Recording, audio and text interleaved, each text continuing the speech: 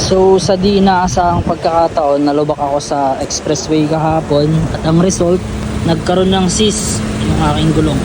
Ayan. Dito pa naman ako ngayon sa Venice at kailangan kong bumiyahe ngayon papunta ng Pangasinan, pero hindi ko siya pwedeng ibiyahe na ganyan dahil sobrang delikado ng ganyang situation ng gulong. Tara, samahan niyo akong pumunta sa tire shop ngayon para ipaayos to or papalitan to. Replace na yan, hindi na yan pwedeng ayusin. Gastos, malalaan na naman. So, dito na tayo ngayon dito sa my tire shop, making roads safer. Kita ko kasi sa Google Maps, maganda yung reviews. Dami rin sila mga tires dito tsaka mga mags.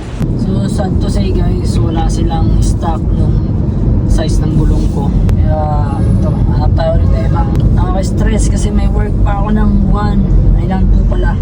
Tapos pabiyahe pa kami ng 3 hours. So dito kami napadpad sa may Shell Helix at ang available lang na gulong nila is Bridgestone. Kaso Goodyear yung gulong ko, pero palag-palag na yan. Kesa naman hindi kami makauwi. 7,000 yung price ng Bridgestone nila. Napagastos ng maras oras dahil sa lubak. Kaya nga yung gastos malala.